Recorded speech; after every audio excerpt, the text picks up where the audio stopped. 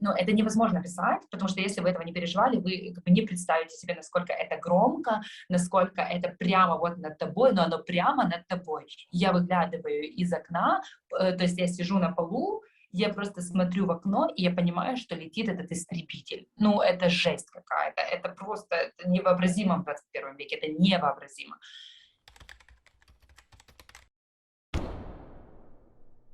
Это серия интервью с людьми, которые сейчас находятся в зоне боевых действий в Украине, на которую напала Россия. Мне кажется, все уже устали от новостей, от пропаганды, от обобщений, которые есть с обоих сторон. Чтобы избежать такого черно-белого мышления, лучше слушать истории живых людей, которые были там, на месте событий, которые спасали свою жизнь, прошли через все это и могут этим поделиться и рассказать. Такой человек — это Вероника, у которой мы взяли интервью. Вероника живет в городе Буча, жила, по крайней мере. Это маленький город под Киевом. Я когда-то очень давно там останавливалась. Это милейший город с очень красивым парком. Сейчас там находятся российские войска. Они разбомбили город, они поставили блокпосты, они выбирают, кому можно уехать, кому нельзя. Они врываются в дом к людям, а тех, кто не согласен, убивают. Вероника рассказала, как прошли первые 2 недели войны для нее, как они прятались в бомбоубежище, как они жили без газа, света, интернета, сотовой связи, как они впервые после этого вышли на улицу и увидели трупы, и как она потом уезжала, как она проходила через блокпосты с ребенком на руках, а мимо нее кадыровец с автоматом. Это ее история. Расскажи, пожалуйста, как ты и где ты сейчас? Сейчас я нахожусь это, наверное, город Хмельник, но это такой перевалочный пункт. Эм, Мы здесь находимся, ну, просто мы здесь переночевали, потому что дорога была долгая, пока мы выехали из Бучи, мы собирали много людей, родственник родственника, бабушка, там, знакомых, мы пока всех людей этих собирали, мы довольно долго выбирались, не так, как многие люди, и вот сейчас мы просто в каком-то санатории для того, чтобы двигаться куда-то дальше. Мы все едем в разные части, какие-то в разные страны, потому что, например, с нами едет девочка Настя, вот я про нее рассказывала у себя в Инстаграме, у девочки сгорел дом. Просто мы ее забрали, она жила в больнице, я не знаю, как по какой-то счастливой случайности, но ей некуда ехать. В Украине она не может оставаться, потому что за что она будет жить? Вот за что она будет жить? У нее нечего, поэтому ей нужна какая-то поддержка, а она едет в Берлин, у нее там живет сводная сестра. То есть Настя, например, едет туда. Я не знаю, куда еду. На самом деле, мне бы очень хотелось остаться дома, но я не остаюсь дома по той причине, что я понимаю, что я не могу быть здесь полезной. У меня нет работы, у меня нет заработка, то есть я буду просто проедать свои там последние деньги, а когда я их проем, я буду что? Я буду просить все равно волонтеров, чтобы мне они прислали. Поэтому я хочу куда-то выехать, чтобы у меня была возможность хотя бы поработать, потому что я знаю иностранные языки, у меня хорошее образование, я могу быть полезной где-то там, зарабатывая деньги и отсылая эти деньги тем людям, которые здесь в этом нуждаются. Находясь здесь, я полезной быть, к сожалению, уже не могу. Ну, то есть конечная точка — это все равно переехать в Европу сейчас, да? На какой-то момент да, потому что, ну, опять же, потому что это очень сложно. То есть я волонтерила дома, и я делала что-то полезное. С тех пор, как я выехала из своего города, я ничего полезного делать не могу. И это убивает, и мне нужно куда... Ну, у меня есть много знакомых, на самом деле, многие очень люди, спасибо им огромное, предлагают свою помощь. Я не хочу просто сидеть где-то там на каком-то обеспечении. Мне хочется именно поработать, наверное, отвлечься от этого всего, потому что, ну, в момент, когда у тебя заканчиваются какие-то дела, и при этом есть интернет, в котором ты можешь читать, что творится в твоем родном городе, сидеть просто на попе ровно, это очень тяжело. Знаешь, такой момент, ну, нас смотрит достаточно много русскоязычной аудитории, которая, ну, не только в России живет, а сейчас уже переехала в другие страны, там, в Грузию очень много, в Тай приехала. И у русских такой вопрос, ну, то есть очень много стыда за государство свое, да, за то, что вообще происходит, и такой вопрос, как вообще помогать, то есть как люди конкретно могут помочь. Ты вот говоришь про помощь, что самое полезное, что могут делать обычные люди, которые находятся не в Украине, для помощи? Это такой неоднозначный вопрос, потому что я сама довольно категорично настроена, но только к тем людям, которые отказываются думать, правда. То есть, может быть, я раньше была такая помягче, как-то там могла бы понять, мне не нужно с этими людьми ссориться. Но сейчас, когда я весь этот ужас пережила, я довольно категорична, и я понимаю, что та маленькая часть, ну, реально адекватно, и вы сами это понимаете, что в России очень мало людей, которые готовы нас слышать, они уже делают достаточно. Они нас слышат, они говорят об этом, они говорят об этом своим близким. Мне кажется, что этого достаточно.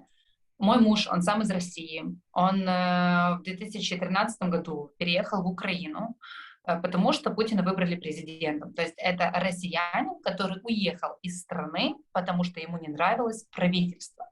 И сейчас он получил здесь гражданство, он гражданин Украины, и это тот человек, который, да, там жил, он там все видел, у него осталось там много знакомых, да, то есть это они видят его здесь, они видят его жизнь здесь, это они постоянно там общаются, он им рассказывает, что, как. И даже этим людям он не может им ничего объяснить. Поэтому тем людям, которым ты, как бы, которым ты пытался, но они тебя не слышат, меня, честно говоря, у меня руки опускаются, я не хочу им даже ничего объяснять, пусть они там сидят в этом всем, пусть они там сами варятся, потому что мы это все переживем, это им жить с этим правительством, и им еще там вариться.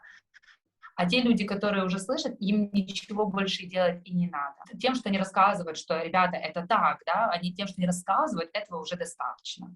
Вы понимаете, у меня много друзей из России, и моя лучшая подруга живет там, и она замужем за москвичом. И когда началась эта вся, то есть они начали ходить на протест, ее родители живут в моем родном городе, там где-то все происходило. И я понимаю, что таким людям им хуже всего. То есть они борются, но их закидывают, то есть они реально хотят что-то сделать, но они не могут, потому что основная масса их страны давит и говорят, что на них давит вся их страна, что вы гниды, на них давят все те, кто здесь, потому что вы недостаточно делаете. Я думаю, что ну, уже 90% людей с ними без толку говорить, поэтому уезжайте, уезжайте, что я могу сказать, уезжайте из России, все, ну, говорите миру о том, что не все россияне, как бы, какашка в голове у них не у всех. Как-то так. Давай вернемся на несколько дней назад, когда все началось. Мы бы хотели от тебя услышать, ну, то, как проходили первые дни, то, как проходил вот пятый, шестой день, насколько я помню, это самые жесткие были из того, что ты пережила. Я вам по-быстреньку, да, расскажу свою историю. Я сама из города Бучи, там велись активные действия боевые, но я последние пару лет я жила в Ирпене. И в момент, когда началась война, я не услышала этого. Мне позвонила моя подружка Самира, Вероника, война. Я сказала, ладно, я бы услышала. Ей было слышно. В моем многоквартирном доме слышно не было. Поэтому я сначала не поверила. В тот день я дома была одна, потому что мой муж как раз-таки возвращался с командировки. Слава богу, он доехал, но он возвращался с командировки, еще и там проезжал вот эту как раз трассу, там откуда и шли войска. И я сидела дома одна, и я до 2 часов дня, я как бы сидела и пыталась понять, что вообще происходит. И, в принципе, когда я сидела в своей коробочке в квартире, я была просто как бы в таком непонимании ситуации. Потом я вышла в магазин, и я поняла, что, оказывается, на улице апокалипсис, потому что люди просто в супермаркетах сметают все с этих полок, потому что они массово выезжают, на трассах стоят просто куча машин, пробки. Я взяла один помидор в супермаркете, потому что я просто была в шоке. Я пришла домой, я проревелась, потому что какого хрена, у меня здесь бизнес, у меня здесь, ну вот, типа, это мой город, в котором я до сегодняшнего дня, я сегодня должна была идти на работу. И я думаю, какого хрена я это все отстраивала, чтобы сейчас вот просто... То есть тогда еще не было понятия того, что людей сейчас начнут убивать. То есть тогда было понятие того, что сейчас всех людей разгоняют, опять мы только этот коронавирус пережили, сейчас все люди повыезжают, зачем это все, мы только наладили работу. Я проревелась, собрала... Блин, если бы я знала, что я уезжаю из дома навсегда, я бы, наверное, собралась нормально. Но я взяла с собой 3 носка, одни трусы и поехала к маме, потому что мама живет в Буче. Как раз в этот момент папа тоже был только по пути домой, он ездил кататься на лыжах, и он домой уже не доехал. Ну, то есть он не доехал, потому что много людей начало паниковать, много людей начало выезжать, и просто не было бензина. Ну, конечно, мы говорили о том, что сиди там уже все. Я приехала к маме, и я поняла, почему у людей такой страх. Потому что у мамы дом находится в Буче, но он находится довольно близко к этому гостомельскому аэропорту, который бомбили. Все было слышно так, ну, какой-то ракеты, то есть он начинает свистеть, и свистит к тебе настолько близко, и близко, и близко, тебе кажется, он уже падает на тебя, и тебя начинает вот так вот трусить, как это? Ну, как это, ребята, мы живем в нормальной стране, у нас все хорошо, мы путешествуем минимум 2 раза в год, мы хорошо, ну, мы хорошо себя чувствуем, это отлично. Какая война вообще, о чем вы говорите? И потом мы с мамой в таком немножко шоковом состоянии. Мама вот только первый день плакала, она стоит так чуть-чуть поплакивает, потому что у нее шок. Мы без мужчин, да, мой младший брат, моя мама и я, мой муж еще не доехал с командировки, мой папа еще не вернулся домой, и мы сидим просто в шоке. Потом к вечеру приехал мой муж, слава богу, он еще пробрался. У людей первые дни была очень такая паника. Они массово выезжали, пока еще можно было выезжать. И пока еще не гибло много людей. И шли активные бои. Но это невозможно писать, потому что если вы этого не переживали, вы как бы не представите себе, насколько это громко, насколько это прямо вот над тобой, но оно прямо над тобой. Я выглядываю из окна, то есть я сижу на полу, я просто смотрю в окно, и я понимаю, что летит этот истребитель. Ну, это жесть какая-то, это просто это невообразимо в 21 веке, это невообразимо. И первые 2 дня была вот такая суматоха, ты каждую минуту буквально сомневаешься в том, что это реальность. Ты сомневаешься, просто думаешь, сейчас я проснусь, и все будет нормально. И ты такой потерянный, типа, в смысле? И я помню, что первые 2 дня для меня были самые жесткие, то есть мы реально 2 суток не спали, потому что ты не можешь спать. Ты с телефоном не расстаешься, типа, кому, когда скажут, что все, типа, все, пошутили и хватит, давайте все расходимся. Ты просто сидишь в телефоне 24/7, ты отписываешь всем своим знакомым, вы живы, ну, типа, вы как, вы где? Потому что люди так просто, и кто куда, где-то кто-то в подвале, где-то кто-то в Киев успел вырваться, кто-то еще где-то. Тогда мы еще не понимали, что мы самая жесткая точка, и тогда мне казалось, что у всех так, да. Потом на 3-й день я помню, что это какие-то мои воспоминания, я помню, что на 3-й день стало тихо. Ну, не тихо, это не когда типа тишина, ничего не стреляет. Тихо — это когда стреляет не постоянно. То есть это когда бомбят что-то, но оно с какими-то хотя бы интервалами происходит. И я помню, что велись бои как раз за Бучей, и их еще не было у нас в городе. Мой муж прошел записаться в добровольцы, оружия уже не было, но он, в принципе, не хотел брать оружие, потому что он не знает, как им пользоваться. Мы хотели быть полезными тем, чем мы хотели быть полезными, они нам сказали, что мы можем пока что патрулировать, то есть там нужно было понять, кто ставит метки, да, сначала там были еще эти метки, кто их ставит, их же, наверное, какие-то предатели ставят, люди, ну, то есть кто-то ездит на машинах и ставит, поэтому мы ходили, и были люди, которые патрулировали, мы ходили, мы... А поясни на секундочку, что за метки? Это метки X, куда ракетам падать? Я правильно понимаю? Я так понимаю, что они себе подключали путь, то есть как им идти.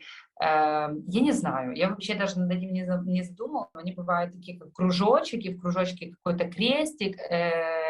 Я их вживую не видела, потому что их еще часто вот этой флуоресцентным этим баллончиком рисуют, знаете, который светится, когда на него направляешь этот фонарик. Ну и их, ну, это не так, что ты идешь, и они где-то стоят, да, их нужно найти. И мы как бы ходили, смотрели, есть ли эти метки, если люди ходили, они присыпали их песком, на многоэтажках, на некоторых домах были метки на крыше. Я не знаю, были это места, в которые они стреляли, либо это был просто такой, как сказать, маршрут, да, потому что был вот этот, когда опускалась ночь, то мы выключали полностью свет, чтобы не было никакой ориентации по городу ни у кого, то есть была полная тьма. У нас так звезды было видно, как никогда в жизни вообще просто. И видно, они просто летели видно, по этим меткам они ориентировались, куда им нужно пробираться, потому что у них же не было ориентиров. И мы сначала патрулировали, и потом на 4-й день вышли, попатрулировали, и потом мы уже с 5-го дня начали уже помогать именно волонтерством. То есть мы принимали заявки, что людям нужно по городу, особенно если это какие-то медикаменты первой необходимости, да, там инсулин какой-то, или там люди онкобольные, то есть представьте, да, то есть люди онкобольные, они реально не могут встать с кровати, и им нужны медикаменты, это нужно было эти медикаменты там достать. Мы успели помочь людям всего лишь 2 дня. Это был какой-то такой период, когда они не очень стреляли, ну, то есть, чтобы вы понимали, не очень стреляли, это когда вы в зоне боевых действий, но конкретно в том регионе, где ты ездишь, не совсем всегда падает. То есть там уже горели дома, но ты как-то, то есть там есть добровольцы, которые передают информацию, где кто кого видит, и отслеживая это, ты можешь возить кому-то какие-то продукты или кому-то какие-то лекарства. И вот на 6-й день я могу путать, потому что я могу путать, просто какой-то был день. Но в какой-то из дней мы просто приехали забирать, мы набрали пакет разных медикаментов, которые нужно было развезти по городу. И в какой-то момент мы сидели в мэрии, да, вот, ну, там собирали эти заказы, мы должны были развозить. И в какой-то момент просто начало бомбить, оно начало бомбить прямо возле тебя. Это был такой самый, наверное, жесткий момент, когда просто мой муж, он накрывает меня руками, головой, мы падаем между стенами на пол, и все люди там же, и мы просто лежим, и вот все волонтеры, все люди, которые там сидели, я просто чувствую, что в воздухе все думают, боже, хоть бы мы отсюда вышли, хоть бы мы просто отсюда вышли. И ты думаешь, боже, неужели вот так вот здесь сейчас в мэрии, где я бы могла, в принципе, и не оказаться, потому что я сидела дома бы, да, например. Неужели сейчас в мои 27 лет я вот здесь закончу свою жизнь? Снаряд попал в дом, где никого не было, это новострой, да, то есть и попал еще в один дом на 16-й этаж, там вроде бы никого не было, в тот момент все остались живы, очень странно, но у меня все это время не было никаких истерик, а вот как раз за день до этого, как случилось вот, что начали обстреливать очень близко, за день до этого меня просто порвало в такую истерику, потому что мой муж сказал, ну, типа, ты собираешься, я остаюсь дома, варианта нет, и меня просто так накрыло. У меня, знаете, вот как дети маленькие плачут, когда они аж задыхаются и не могут остановиться. И я просто реву, потому что у меня вот эти мысли, сейчас я остану, сейчас я уеду, его тут убьют, его тут завалит, нет, нифига. Потом я думаю, ну если я не уеду, будет то же самое. Потом я понимаю, что надо вывести, я понимаю, что он не поедет. Ну, короче, я выплакалась, это было на 5-й день. И после этого у меня больше таких срывов не было. И кстати, видите, я с вами абсолютно нормально разговариваю, я не понимаю, это мой организм защищается, я могу улыбаться, у меня как бы, я вам сейчас еще ужасы там дальше расскажу, потому что я еще вам ничего не рассказала, я не понимаю, это моя психика защищается, и потом меня накроет. Или, в принципе, ну, как бы меня уже не накроет, я не понимаю, я в адеквате или я реально не в адеквате. Потом после 6-го дня у нас уже на тот момент периодически не было по 2 дня света, а потом вот где-то с 6-го дня начали пропадать все коммуникации. У меня пропал не то чтобы мобильный интернет, у меня пропал и обычная связь, обычный телефон, и интернет, у нас дома не было света, соответственно, у нас котел, который качает воду, не было ни воды, у нас не было, через еще день, по-моему, у нас отключили газ, то есть мы практически жили в полевых условиях, нет, но мне опять, я всегда говорю, что мне очень повезло, потому что сравнительно даже с другими людьми я жила в прекрасных условиях. Да, у меня всего этого не было, но у нас стоял генератор, который был поломан, мой муж его починил, к нам ходили все соседи. В момент, когда мы выходили на улицу, видели, что нигде нету танков. В момент, когда мы выходили, и мы на улице видели, что танки не идут, то есть что можно запустить генератор, который шумит, мы его запускали, мы набирали воду, к нам приходили все соседи просто зарядиться, да, набрать воды. То есть у нас был такой дом, где мы одни на улице, у нас включался этот генератор, и это было каким-то спасением для всех, потому что все могли набрать воды, все могли зарядить свои телефоны, чтобы была какая-то связь, да, хотя бы с родственниками, если вдруг кто-то кого-то там поймает на какой-то, не знаю, на какой-то елке сидя. Но потом этот генератор тоже поломался, и вообще от него уже не было толку, потому что он абсолютно ничего не тянул, потому что даже плита, то есть мы даже плиту не могли такую индукционную поставить, потому что ее тоже не тянуло, и мы с соседями уже нашли и буржуйку, такую штуку, на которой мы на дровах готовили, и нашли уже какие-то такие старые советские, как это, примус. Мой муж тоже 72-го года, дедушкин, который он тоже починил, и мы на нем там грели воду, потому что не было, хотелось в холоде в этом всем что-то выпить горячего. Но, я опять же говорю, я это все прошла, и это такие мелочи, то есть ты реально сидишь неделю без этих всех удобств, но в принципе это мелочь. Это не самое страшное. Я сидела при этом всем, складывала пазлы. Вот, ребята, я складывала пазлы. И это до момента, пока нас вот так вот бомбили, мы спали в подвале, мы снесли туда матрасы с кроватей, у нас дома было много одеял, то есть, да, мы спали в одежде, потому что было холодно, но мы спали в подвале, у нас все было нормально. И потом в какой-то момент оно начало валить так опять, то есть оно было как-то не то чтобы тихо, тихо это не тихо, тихо это когда редко, да, бомбят. И в какой-то момент опять, наверное, на день 8, но я уже не помню на какой, оно начало опять херачить так, мы просто смотрим с окна и понимаем, вот там что-то горит, вот там что-то горит, вот там, и вот там, и вот там, и оно везде что-то горит, везде, вот просто оно горит везде. И потом уже, когда мы,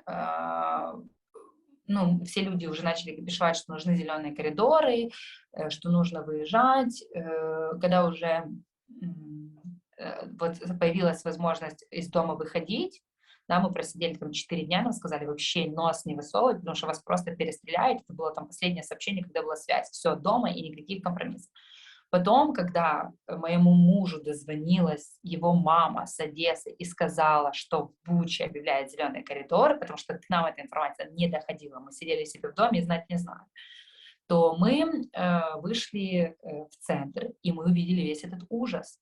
И мы увидели, что у нас в центре, оказывается, лежат трупы людей, что у нас на дорогах стоят расстреляны, у нас очень много машин, которые даже когда выезжали в зеленый коридор, они просто простреляны, без окон, потому что их просто повыбивало пулями. Ну, то есть ты хочешь сказать, что это гражданские, которые шли по зеленому коридору, и русские солдаты по ним стреляли, по мирным гражданам? До начала до начала зеленого коридора люди все равно хотели убежать, да, то есть мы сидели дома, а были люди, которые хотели убежать, хотели отсюда выехать, то есть потому что нам не говорили, что у нас будет зеленый коридор, нам говорили, идут бои, даже не рассчитывайте, то есть не надейтесь на это, думайте, как вы будете сейчас выживать. И были люди, которые, они пытались сбежать, и их просто всех расстреливали. Их расстреливали, потому что россияне не воспринимали каждый движущийся вообще объект, наверное, как угрозу. И там есть, то есть и трупы, где лежат, сейчас вот мы выезжали, мы видим, что лежат люди, накрыты простынькой, видно, что головы седые, то есть это пенсионеры. Также расстреляна семья, 3 детей, самому младшему 4 года, и родители. Возле них стоят сожженная машина, видимо, люди хотели помочь, их тоже расстреляли. И знаете, это тоже такие истории, то есть вам одни люди расскажут, вот я всегда думаю о том, стоит мне называть эти имена, то есть, с одной стороны, да, хочется назвать, чтобы можно было проверить достоверность, а во-вторых, я, очень беспокоюсь за безопасность людей, поэтому я не буду называть этих ни улиц, ни имен, но это наши близкие люди, у них дома россияне устроили, сказать так, штаб. И устроили они штаб не только у них дома, а у всех людей на улице. И, то есть они были в многих домах. И вот эти первые россияне, они были какие-то другие, что люди, они не знали, куда они попали. То есть наши друзья, они рассказывают о том, что они видно было, что им плохо. Они говорили о том, что мы не хотим этого делать, да, то есть простите, но тут же они находились в этом доме у них, они забрали у них телефон для связи, у Ну, то наших. есть солдаты сами говорили, они просили прощения у местных, к которым они пришли в дом, да, и они не понимали, что они там делают. Да, но это были первые. Вот это была первая такая заезд, то есть было видно, что даже у нас там на улице стояли, мы выходили с плакатом, что, ребята, сложите оружие, заходите на чай, мы вас примем, давайте. То есть сначала это все было по-человечески, когда еще не было много смертей. А потом, это тоже люди мне знакомые, а потом была ситуация уже совершенно другая. Потом была ситуация, когда уже в зеленом коридоре, я работаю учителем, и я часто вожу детей в лагеря, ну, летом. Это случилось с одной из девочек, которой я лично знакома. Она еще ребенок, то есть я не знаю, сколько ей сейчас, лет 14, наверное. Они выезжали по зеленому коридору, ее родителям сказали: оставляете девочку нам, можете ехать. Вот вы представьте, то есть они они ее собирались насиловать, то есть они собирались: оставьте нам ребенка 14-летнюю и можете ехать.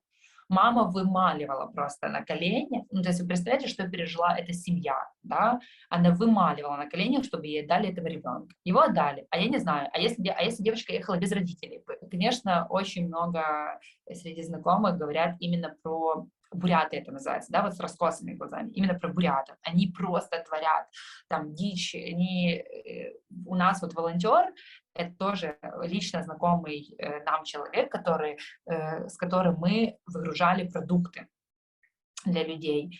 Они сидели в Буче до последнего, до вчерашнего дня, я не помню, какое сегодня число, наверное, 12 марта вчера было.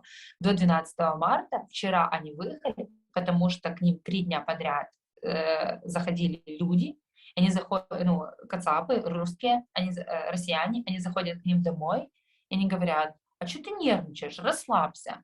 Они заходят к ним полностью в этом всем, и начинают на их дома просто жить. Там никто не извинялся. Люди на 3-й день, когда они у них постоянно ходили, и когда они поняли, что уже агрессия, они не могут выдерживать это, они собрались и уехали, кинули свой дом. Опять же таки, есть тоже лично знакомый нам. Ну, то есть русские солдаты пришли в дом к обычным мирным украинским гражданам, начали там жить. На 3-й день те, кто их приютили, они просто взяли и уехали, потому что, не смогли стерпеть, они не смогли ничего им сказать, да, и... Конечно, но это угроза жизни, и есть люди, которых зарезали. Это тоже лично, это лично знакомые мне люди. То есть это мужчина 60 лет, это человек, которого я знаю лично. Его зарезали, к нему домой зашли, жене сказали: жди в подвале, мы сейчас придем. Она ждала в подвале час, она вышла, а его не зарезали, ему пулю в голову пустили. Он лежит мертвый.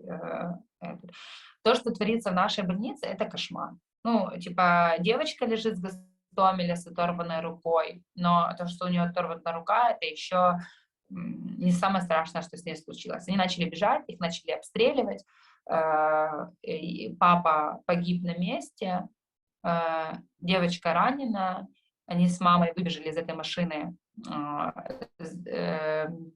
просидели 2 дня в подвале, все это время девочка была с пулей в руке, девочка ребенок еще, с пулей в руке. Через 2 дня они оттуда выбрались, руку не удалось спасти. Папа умер прямо в этой машине, застрелили, или он ее отчим был, но они с семьей ехали, папа.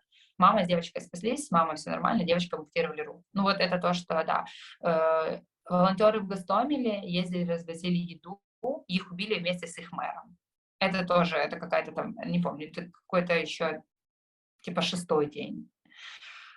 И истории жутко. То есть а сейчас Буча находится в оккупации. Но она находится не в оккупации не потому, что русская армия сильная, и она смогла ее оккупировать, а потому что они по трусости, по подлому, они ужасно просто. Это гнусно воевать, так это гнусно.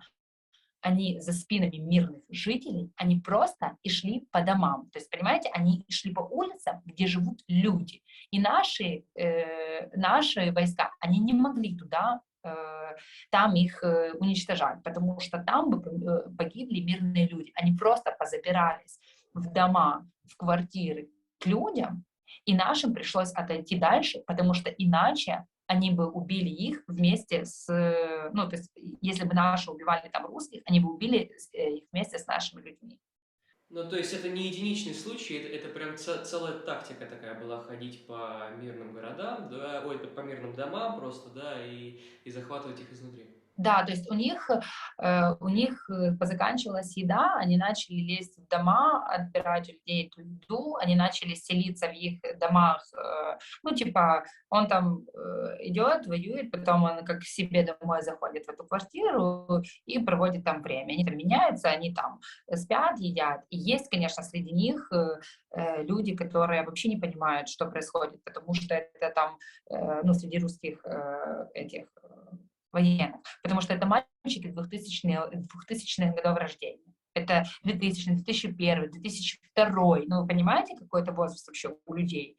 Но и есть такие, которые кадыровцы, есть вот эти вот буряты, есть какие-то, ну, я не разбираюсь, какие-то якуты, кто они, не знаю, и они очень жестокие. И ты вроде бы такой, типа, ну давайте, ребята, давайте с вами по-доброму, пока нет смертей, сейчас вы сложите оружие, да, и все. А потом ты просто понимаешь, что вот у моей лучшей подруги отец ранен, мы вывозили его лично, это моя лучшая подруга, она сейчас живет в Америке, лучшая моя, вот самая близкая подруга, ее отец ранен, и ты думаешь, какого хуя, простите, пожалуйста, ну, и ты думаешь, какого, ну, то есть никогда, никакой солидарности больше, ну, то есть я иногда такая думаю, так, давай будем адекватными людьми, там есть еще типа, нормальные люди, типа они, а потом я думаю, короче, уже можно было бы давно сложить это оружие, но они его не сложили. Мы стоим на зеленом коридоре, у меня на руках моя крестница, ей 3 года, у моей подруги в руках 6-месячный ребенок. Мы стоим, и этот солдат ходит возле нас с оружием, когда мы выезжаем на зеленый коридор, вот мы стоим в очереди, ходит возле нас с оружием, проверяет, чтобы мы ничего ему не сделали. Я думаю, ну ты мразь, ты стоишь в нашем городе, у нас на руках маленькие дети, мы хотим просто отсюда уже уехать, и ты, мразь, стоишь просто возле нас с этим автоматом, что ты хочешь? И там, ну, то есть, там уже, я не знаю, то есть, наверное, там первые какие-то были залетные люди, которые не понимали. Ужасно, то, что ты рассказываешь, это просто ужасно. Слушай, я хочу тебя спросить чуть-чуть для понимания, как выглядит зеленый коридор вообще? То есть как это фактически выглядит? То вот мы слышим в новостях, что вот открыли зеленый коридор между 2 городами, а физически что это? Это очередь, это как? Это как-то огорожено, как-то охраняется? Что это такое? Смотри, вот когда мы первый день пришли, когда у нас объявили зеленый коридор, мы пришли просто в центр, и у нас вся центральная наша улица, она полностью забита вот людьми, просто, это, я не знаю, сколько это, просто полностью. И все эти люди чего-то ждут. И стоят машины, причем очередь непонятно откуда начинается, но стоят машины по направлению к центральной улице, и они стоят прямо вот вообще, они отходят далеко-далеко, там, знаешь, так вот расходятся по этим дорогам, стоят в какой-то очереди непонятно куда. Потом присылают автобусы, то есть автобусы приезжают только по какому-то обозначенному маршруту, пустые. Этих всех людей сажают в эти автобусы, и эти все автобусы и машины начинают ехать все вместе колонной по определенному маршруту, который, ну, короче, по определенному маршруту. И зеленый коридор объявили уже на тот момент, когда русские оккупировали Бучу, и в городе уже стоят русские блокпосты. И некоторых людей нормально пропускают колонны, то есть они спокойно себе выезжают, а некоторые люди, их просто говорят, нет, ни хрена, вы никуда не поедете. Их разворачивают и отправляют назад. По некоторым людям стреляют. Вот история некоторых, да, говорят, оставьте девочку нам. У некоторых людей проверяют телефоны на наличие, типа, фотографий, которые могут, ну, потом как бы доказать, что были какие-то военные действия. То есть меня бы, наверное, если бы проверили телефон, меня бы, наверное, ну, заставили удалить, или я не знаю, но как бы меня не проверяли. Я очень удачно выехала. Я выехала во второй день. Дело в том, что я там не могу быть ничем полезной. Только из-за этого я уехала. То есть, да, сейчас уже они не так сильно бомбят Бучу, потому что там сидят русские, да, то есть наши не бомбят туда, потому что там кроме русских есть еще наши люди. Русские туда не бомбят, потому что они там сидят, понимаешь? Ну, то есть, но там все равно продолжают как бы гореть дома, там все равно продолжают падать какие-то рандомно снаряды, там, но это уже, мы уже, получается, за линией фронта остались. И многие люди вам бы сказали, что это просто жопа, это невозможно там сидеть. И я вам тоже так скажу, но я немножко на голову намаханная. Я считаю, у меня дома толстые стены, у меня есть подвал, и по мне очень было сложно расстаться с домом. И я бы не уезжала, если бы я знала, что я чем-то могу помочь. Но когда ты сидишь в условиях полевой кухни, и ты не можешь быть ничем полезен, ты даже не можешь про это рассказать, ты не можешь. У тебя, ну, то есть вообще никак. То зачем мне там сидеть, да? То есть я там остаюсь одна на этой улице, и, ну, мой муж остался, то есть я выехала, он остался дома, но на следующий день, когда он говорит, ну, я там остался один, ну, как бы, ну, как один, из волонтеров, да, он говорит, там уже никого нету, и я просто ничего не могу делать, на машине передвигаться нельзя, тебя расстреляют, достать где-то что-то, чтобы кому-то принести, я не могу, потому что территория, где у нас лежат какие-то запасы медикаментов и еды, она просто оккупирована, и я просто сижу дома, и я ничего не делаю. Ну, то есть я охраняю дом, который, может быть, разбомбят, и он тоже выехал, сказал, что он довезет меня до границы какой-то, и потом будем решать уже, как двигаться. Да, ведь я хотел как раз спросить, что вы же планируете ехать на Запад, но сейчас же мобилизация в Украине, его же не выпустят, соответственно, из-за возраста. Он не собирается, нет, он даже, то есть он даже не думает, и ему бы сложно было выехать, потому что, ну, это неправильно, да, когда твою страну бомбят, то есть ты можешь быть кому-то в помощь, это неправильно, убегать отсюда ему нечего убегать, поэтому он остается, да, 100% он довозит меня до границы, и я дальше иду сама. Но при этом это интересно, ты говоришь, что твой муж москвич, и он только, ты говоришь, в 13 году получил, да, гражданство Украины? Он из Хабаровска, он не москвич.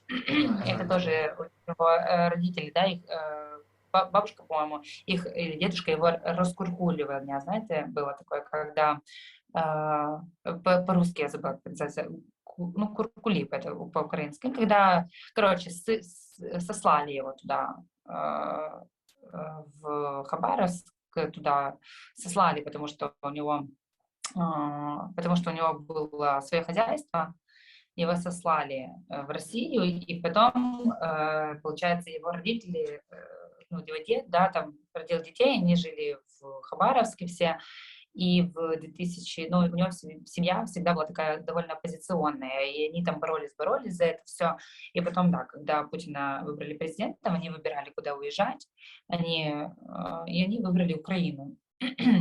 И переехали сюда. И у него родители без украинских паспортов, у них только вид на жительство, а он переехал в 2013 году, но он получил гражданство, получается, где-то года 3 назад. То есть он украинец, а у родителей российские паспорта. И у него слышно, то есть слышно, я по тебе слышу, ты же тоже не из Украины, да, я правильно понимаю? Да, нет, я москвич.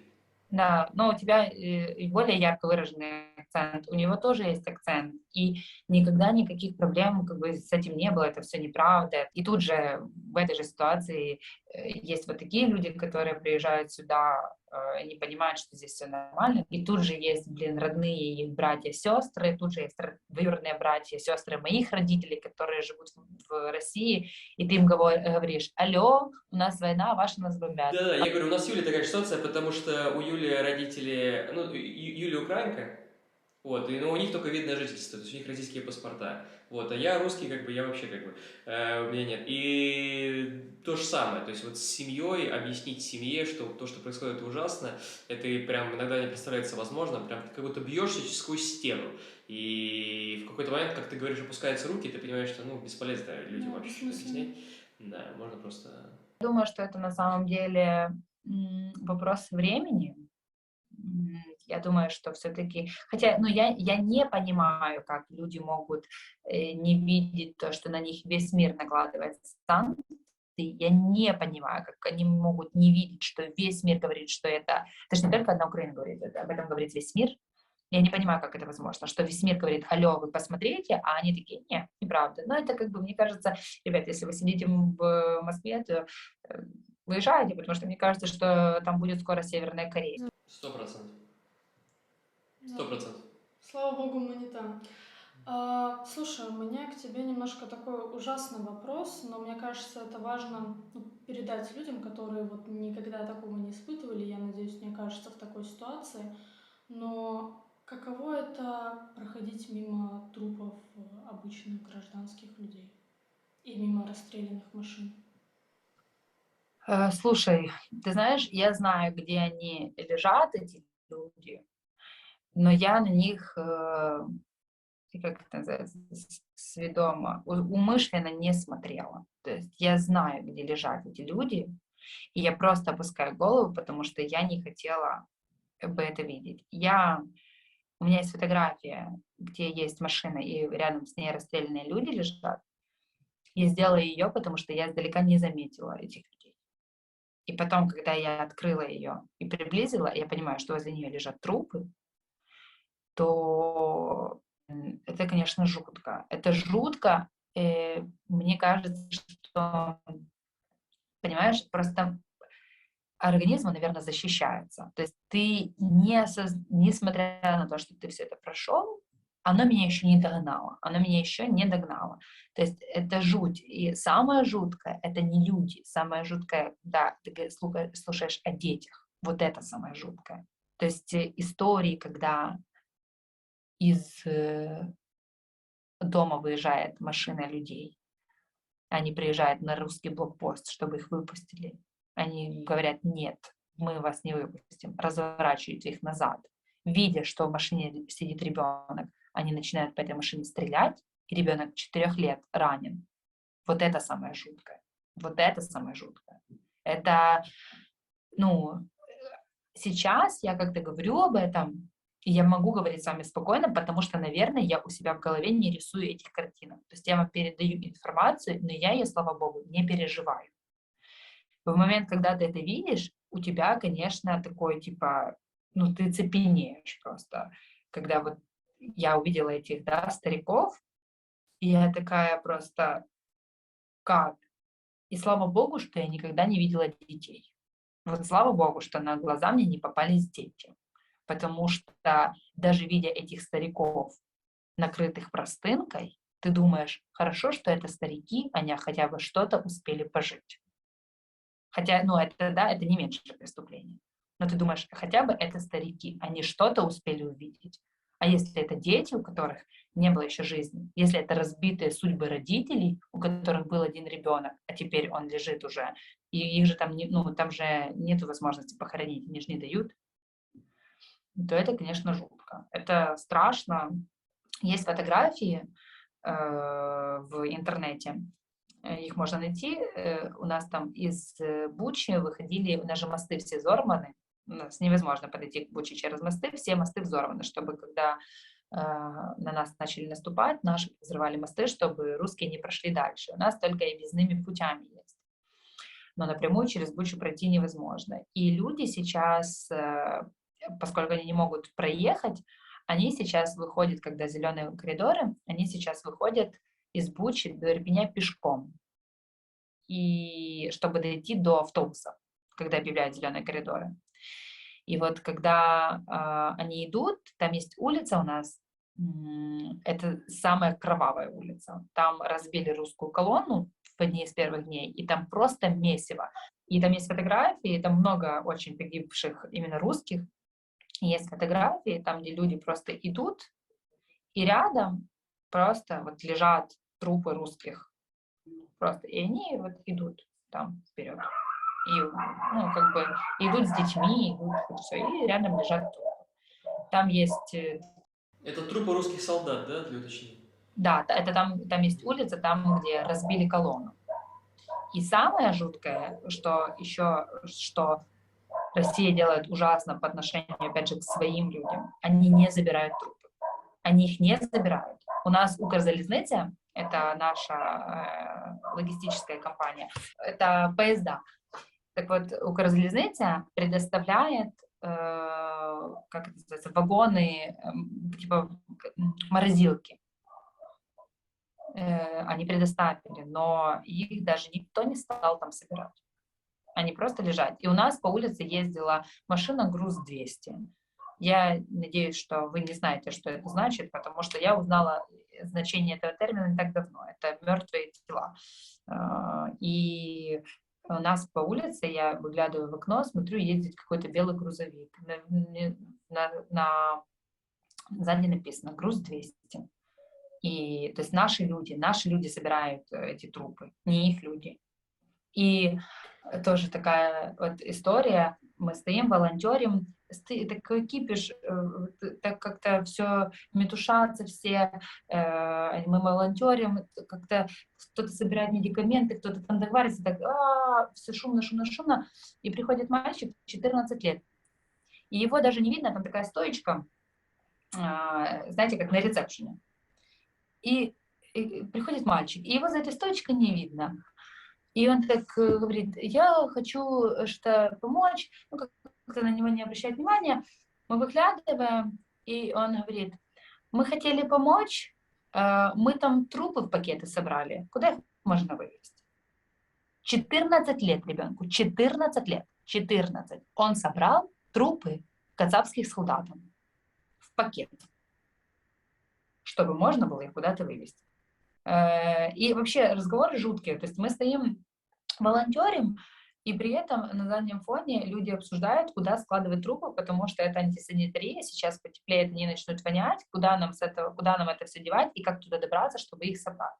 И наши люди что-то успели собрать, какие-то там тела, но не все. То есть на тех улицах, где были горячие точки, они не успели их собрать. И там так и лежат трупы. Мы, наверное, выходим уже, ребят. Но если у вас вдруг есть какие-то вопросы, я с вами с радостью свяжусь и там, или еще сейчас чего-то расскажу. У меня был быстренький вопрос по поводу того, что ты упомянула, что нельзя хоронить людей. Это российские солдаты запрещают или просто нет возможности? Когда Буча была еще наша, мы могли делать все, что нам хочется, но это была угроза для нашей жизни. То есть шел бой на нашей территории, но это была наша территория. Понимаешь, то есть и мы могли с рисками для наших жизней, но мы могли выходить из дома. Это просто как бы было рискованно для нас. А в тот момент, когда Бучу оккупировали, то там появились, так сказать, правила, да, чтобы тебя не убили, ты должен следовать правилам. На машине ездить нельзя, расстреляют.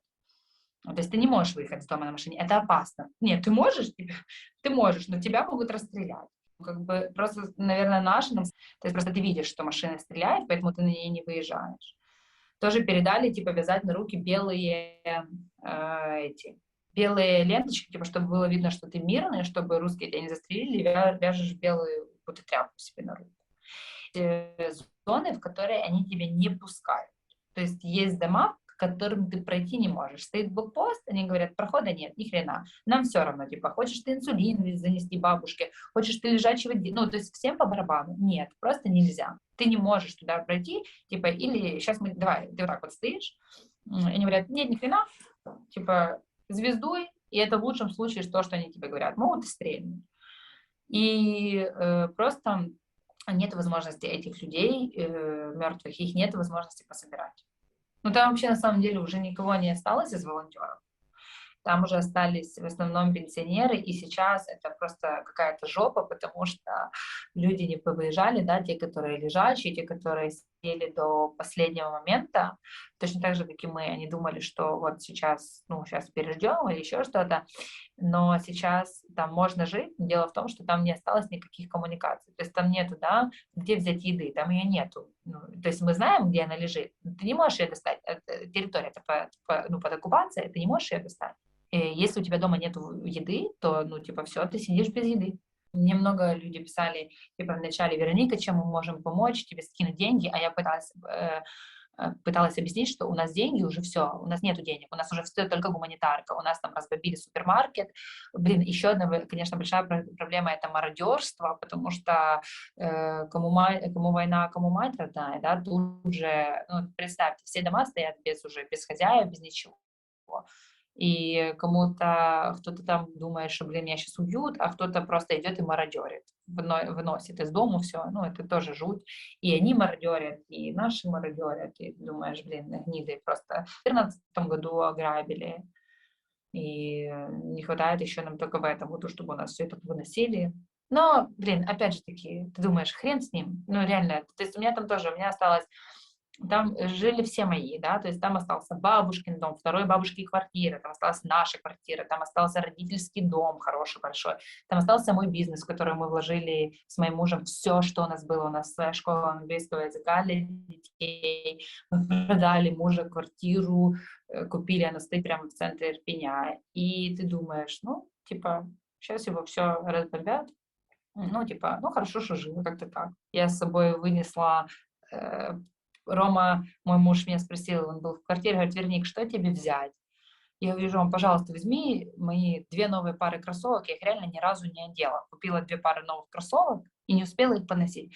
Он говорит, ты что, ты прикалываешься, типа, какие кроссовки, давай. Я говорю, Ром, пожалуйста, ну, типа, мне будет спокойнее. Вот я сижу в этих новых кроссовках теперь, понимаете, у меня ни хрена нет, у меня есть только мои новые кроссовки. Все. Ну, я понимаю, что у меня из ценного мои новые кроссовки. Все. Ну, вот, да. Ну и, ну, конечно, это все вообще не имеет никакого значения по сравнению с тем, что есть человеческая жизнь, и в какой-то момент ты еще переживаешь за то, что у тебя все это забирает, а потом ты думаешь, ну, короче, пошло, ну все нахрен, не надо оно мне ничего, а бы живой остаться. Вот, как-то так. Ой, слушай, Вероник, спасибо тебе огромное. Мы, наверное, не будем тебя больше задерживать, ты в дороге. Знаешь, я напоследок хочу тебе сказать такую вещь. Я гражданин России, и мне очень стыдно за это. Мне отвратительно противно, и я хочу тебе сказать, что мне кажется, что россияне все несут за это ответственность. Я не могу это слушать спокойно. Я абсолютно считаю, что мы сейчас живем в такой гитлеровской Германии, и русские — это фашисты. И вот я это слушаю, и ты не первый человек, с которым мы общаемся, и мне прям очень больно, и противно, и отвратительно, и не хочется ассоциироваться с этим государством, но, к сожалению, так звезды сложились. Слушай, я просто хочу тебе пожелать удачи, я надеюсь, что у тебя все будет хорошо. Вот, и я даже не знаю, что еще сказать. Просто... Я надеюсь, что Россия заплатит за Да, это. я очень надеюсь, что Россия за это заплатит. Я очень надеюсь, что этому режиму конец. Ну, потому что это ужас. То, что происходит. Просто ужас. Слов нет. Реально ужас. Я, наверное, не во всех красках рассказала, потому что я не знаю, как это работает, я не знаю. То есть это реально пережить вот этот ужас, но это просто я понимаю, что мой организм, он защищается. Я при этом как бы нормально себя чувствую. Вот, но, наверное, пока что. Пока что я еще со своими родными, да, я еще никого здесь не оставила, еще никуда туда не уехала. И я понимаю, что другого выбора нету, потому что на мне ответственность, да, то есть если я расклеюсь, то расклеятся и все, то есть у меня есть и мама, и брат, и муж, и нужно держаться, и оно бывает накатывает такими, конечно, страшными какими-то истериками, но мы держимся. Я хочу сказать, что очень классно, что есть такие люди, как вы, которые понимают, живя в России. Я хочу сказать, что спасибо вам огромное. Это реально, это очень важно, потому что когда я сидела там, я очень волновалась, что, блин, люди же сейчас забудут, сейчас же все такое страшное, а сейчас пройдет 3 дня, и оно уже таким страшным для мира не будет, а мы-то в этом останемся. И для меня очень важно и ценно, что вы можете просто рассказать информацию. Ну, типа, мне уже пофигу, там будет эта информация для кого-то в России, потому что, ну, те, кто понимает, они и так понимают, но мне важно, что вы это рассказываете, это большое дело, рассказывать про это, потому что это должен знать мир, и он должен знать об этом постоянно, без каких-то остановок, без остановок просто. Поэтому спасибо, ребята.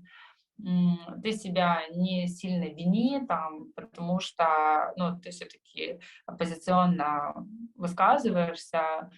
Мало сказать, типа, я против войны. То есть, если ты делаешь какие-то действия, ты уже, ну, как бы, ты не в крови. Но если люди сидят и не говорят, нет, как бы, я против войны, но я боюсь что-то сказать, как бы это на их совести остается. Мы это все переживем, мы это все строим, мы сильная нация, Мы невероятно сплоченные, особенно в эти моменты, и у нас все будет хорошо. У нас все будет хорошо, просто страшно то, что в России оставаться еще в этом жить. Спасибо тебе большое, Вероник. Спасибо, удачи тебе.